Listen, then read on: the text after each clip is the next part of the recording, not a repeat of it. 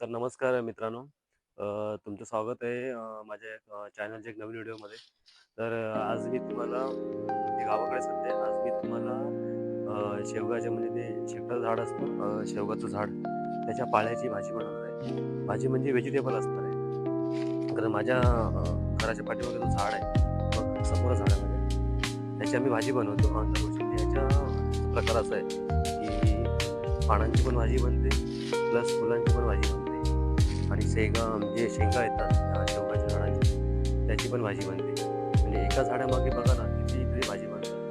म्हणजे असं म्हणायला गेलं तर आपल्या देशामध्ये किंवा आपल्या भारत देशामध्ये किंवा महाराष्ट्रामध्ये अशा जी झाडं आहेत त्यांच्या एका झाडाकडून 10 ते 12 प्रकारच्या भाज्या बनू शकतात. शेंगा म्हणायला गेलं तर शेंगांपासून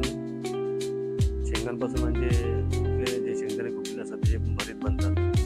प्लस असं म्हणायला गेलं तर शेवगाच्या शेंगा असतात त्याच्यामध्ये प्रोटीन्स तर खूप असतात. म्हणजे चिकन मटनपेक्षा जास्त प्रोटीन देणारा भाजी तीच आहे. म्हणजे ज्यांचे गुडघे वगैरे दुखतात, पाय वगैरे, त्यांना शेवगाच्या शेंगांची भाजी दिली तर आराम पडतो आणि खूप मोठी गोष्ट आहे. त्याच्यामध्ये खूप ताकद आहे. जे लोक सांगतात आणि मी पण तेच सांगतो. पुस्तकी ज्ञान तर याच्यामध्ये आपण जे पुस्तकं वाचतो पण त्या भाज्यांचे असं पुस्तकं त्याच्यामध्ये सुद्धा आमच्या दिल्या गेलेलं आहे की शेवगांच्या शेंगामध्ये खूप अशी मोठी ताकद आहे. मामाच्या मुली आहेत गावी, ते झालेले आहेत. बघूया आपण आज आणि पाळा आपण काढूया आणि पाळांची आज बायको माझी आई भाजी बनवणार आहे. समोर बाईकडे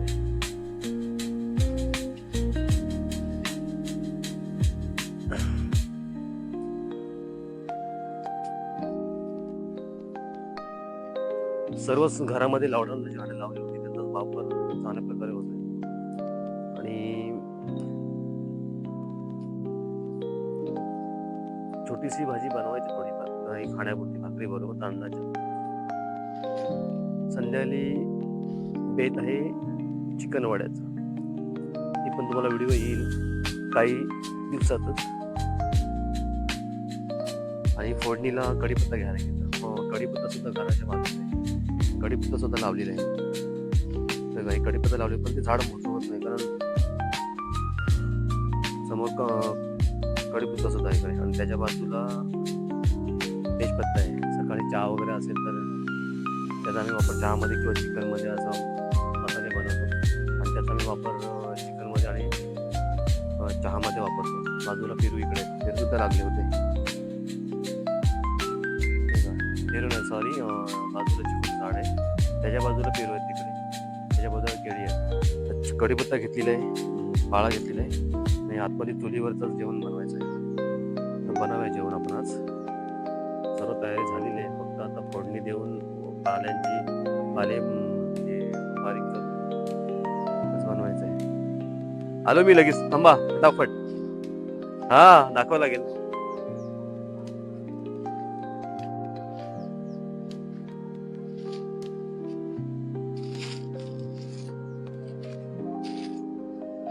पट्टावड आलो. हा,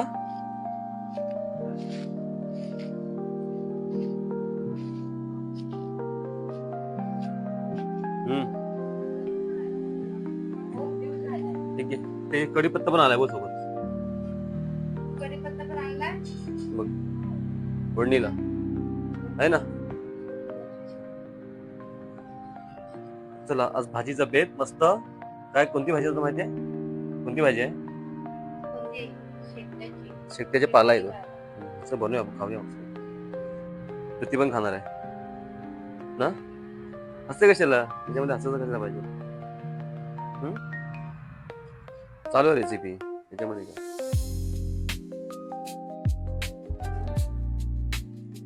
असं तर काय फरक नाही पडत कारण मी ती मुजिकच लावणार. थोडंसं ठेवेन, थोडंसं मध्ये पुत्र कट करणार. हो,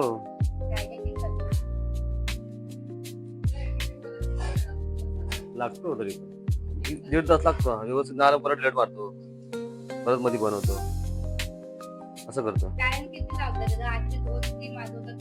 कधी कधी चुकीचं होतं ना शब्द वगैरे, कधी मी अडकतो, कधी कधी हे होतो प्रॉब्लेम. हा, पूर्ण बनवायला रेडी करायला त्यासाठी दिवशी आम्ही किती ओरडले तिकडे, मला घेतलंच नाही. कुठे कशामध्ये? रातचं साखरपुड्याचा. हा बरोबर. हा हातांकडे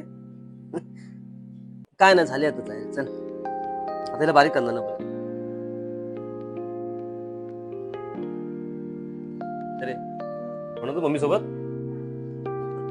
नाही.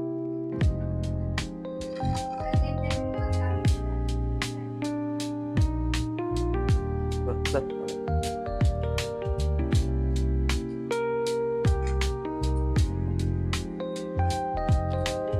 नाही बोलायचं. सुरुवातीला काय झालेलं आहे, सुरुवात पाल्याची भाजी बारीक करावी लागेल थोडी. त्याच्यानंतर मग फोडणी द्यावी लागेल.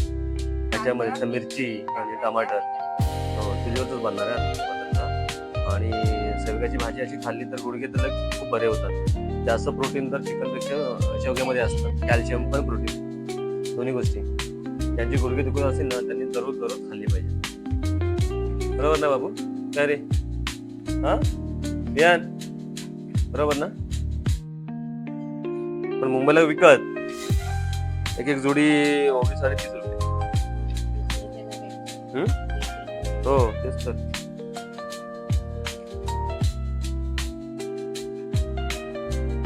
तेल कुठे ते निकर झाले काय?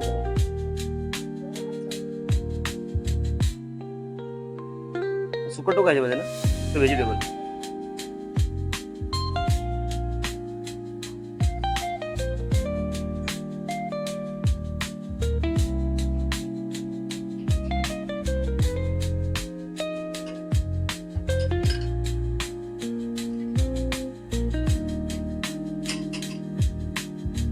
ठीक आहे काय पाहिजे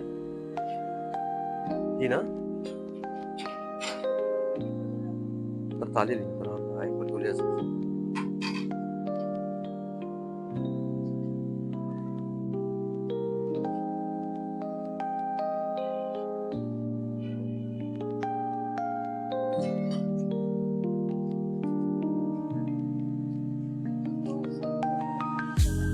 हा चालू मध्ये थंबनेलसाठी ना बरोबर.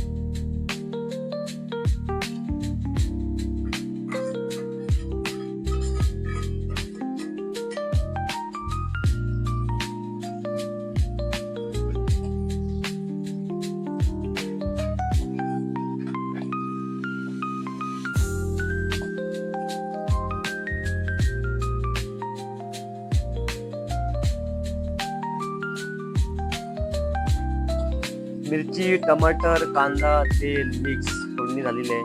त्याच्यानंतर आमचा बियाण पूर्ण फ्राय होईपर्यंत ना टोटल.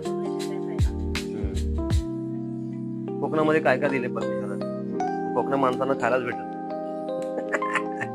काय रे हा बियाण. मुंबईला विकत घ्या मला.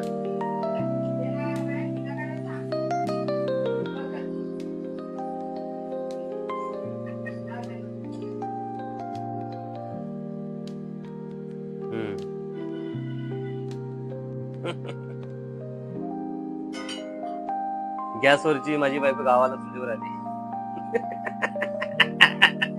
हा काय हवेशीर आला ना. मग पैसा पाहिजे ना गावाकडे.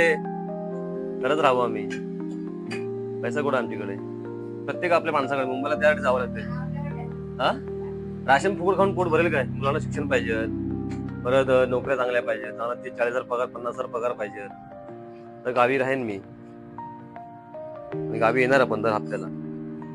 येऊन जाऊन करणार बरोबर बाबू. येणार ना माझ्यासोबत? अरे काय रे येणार ना माझ्यासोबत गावी काय वर्षांनी?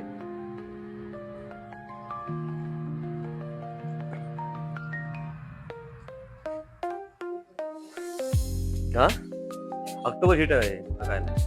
ऑक्टोबर हिटचा पाहिजे झाला. ऑक्टोबर हिट म्हणजे 3-4 महिने पाऊस पडला ना 5-6 महिने तर बाष्पीभवन होतं. बाष्पीभवन जेवढा पाऊस पडतो ना तेवढा रिटर्न गरम होतो. नंतर मग थंडी चालू होते नोव्हेंबर पासून ते होळीपर्यंत. हा होळीपर्यंत काय झालं याच्यामध्ये मसाले आणि धना बडीशेप बरोबर पावडर. पाल्याची बनवत आहे. शेकटाचा पाला.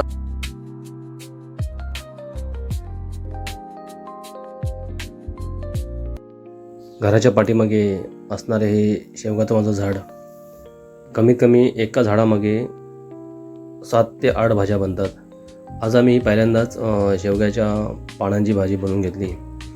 अशाच तुम्हाला गावी गेल्यानंतर, गावी असताना ह्या शेवगाच्या झाडांच्या अनेक भाज्या तुम्हाला आम्ही बनवून देऊ नक्कीच. आणि आम्ही याचा पुरेपूर फायदा घेतो. जी पाठीमागे माझी बाग आहे त्या बागेचा, कारण 7 ते 8 वर्ष हे बागेचं काम चालू होतं. लागवडी चालू होत्या झाडांच्या 2015 पासून ते आजपर्यंत. आणि खूप नक्कीच फायदा झाला आहे त्या माझ्या मेहनतीचा आणि त्या झाडांचा. पुढे अशी अनेक झाडं आहेत आमच्या बागेमध्ये. आम्ही त्याचा पुरेपूर फायदा घेतो. मग ते नारळ असतील, चिकू असतील, पेरू असतील. आणि आमच्या कुटुंबाला त्याचा खूप फायदा होतो. सीझनला गावी असल्यानंतर किंवा गावी असताना मग नारळ, आंबे नाही आहेत, पण काजू पण नाही आहेत, चिकू. आणि जूनमध्ये जर लागवडी केल्या तर ह्या लागवडीचा खूप फायदा होतो. पहिल्यांदाच ही शेवगाच्या पानांची भाजी बनवली आणि खूप अशी काही टेस्टी झाली होती. तुम्हीसुद्धा शेवग्याच्या पानांच्या किंवा झाडांच्या भाज्या कशा करतात ते तुम्ही मला कमेंटमध्ये नक्की सांगा. त्याप्रमाणे आम्हीसुद्धा नक्कीच नवीन नवीन रेसिपी बनवण्याचा प्रयत्न करू यापुढे. आणि असं म्हणायला गेलं तर शेवग्याच्या झाडांची जी भाज्या असतात त्या कमरेसाठी किंवा गुडघेदुखीसाठी, शरीरासाठी खूप अशा म्हणजे लाभदायक असतात. आणि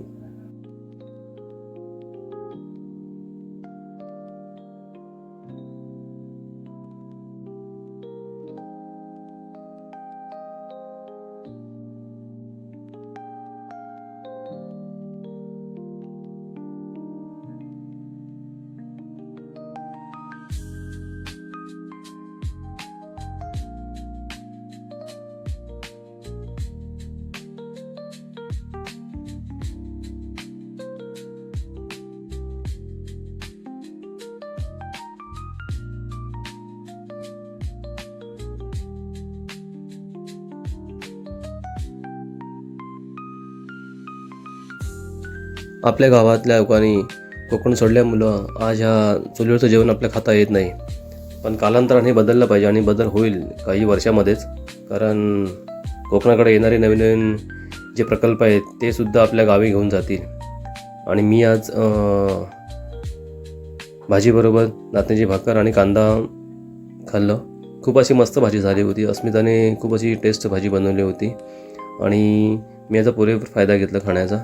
माझी सर्वात आवडती भाजी आहे. मी गावाकडे गेलो की ह्याच भाज्या मी खात असतो. ज्या घराच्या पाठीमागे बाग आहे त्यांची आम्ही खूप मजा घेत असतो. आमची पूर्ण फॅमिली किंवा मी आणि माझा मुलगा किंवा आई पप्पा किंवा आमची बहीण भावंड आहेत ती घरामध्ये. आजूबाजूला परिसुद्धा खूप छान आहे घराच्या आणि जागा सांभाळून ठेवली आहे. आणि खरंच मी सर्वांना हेच सांगेन, जर आपल्या गावाकडे अशी जागा असेल तर नक्की सांभाळून ठेवा, कारण येणाऱ्या पिढीला त्या जागा उपयोगी पडणार आहेत. कृपया करून आपली जागा विकू नका परप्रांतीय लोकांना, कारण हा फायदा आपल्याला नक्कीच होणार आहे आपल्या जागेचा येणाऱ्या काही वर्षामध्ये. तुम्ही कशा भाज्या बनवता हे नक्कीच आम्हाला तुम्ही कमेंटमध्ये सांगा. आम्ही त्याचा पुरेपूर फायदा घेऊ आणि आम्ही तुम्हाला नवीन नवीन रेसिपी परत बनवून देऊ येणाऱ्या काळामध्ये. धन्यवाद. आणि आता जस्ट बायकोनी आणि आईनी शेकट्याच्या पाल्याची भाजी बनवली. भाजी एवढी टेस्टी होती ना खूप. आणि असं म्हणायला गेलं तर पाठीचं माझ्या सट्टाचं झाड आहे. सट्टाच्या झाडापासून तुम्हाला अनेक प्रकारच्या भाज्या भेटतील. म्हणजे पाल्याची भाजी आता मी जस्ट खाल्ली, मस्त खूप मस्त भाजी बनली. त्याच्याबरोबर नाचण्याची भाकर होती आणि एक छोटासा कांदा होता. त्याच्यानंतर ते शेकट्याचं असं म्हणायला गेलं तर आपण गावाकडे शेकड बोलतो आणि मुंबईकडे त्यांना आपण शेवगा बोलतो. तर शेकट्याच्या झाडापासून पाल्याची भाजी बनते, फुलांची भाजी बनते, परत शेंगा असतात त्याची भाजी बनते, शेंगांचा ज्यूस बनतो. म्हणजे एका झाडापासून 8 ते 10 भाज्या बनवू शकतात.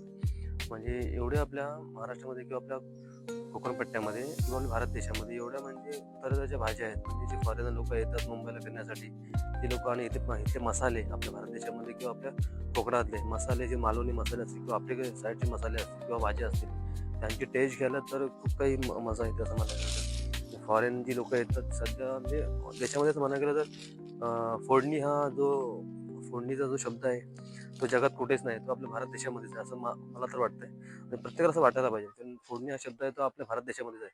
फोडणी कोणी शिकवली तर आपल्या भारत देशाने शिकवली जगाला फोडणी कशी द्यायची.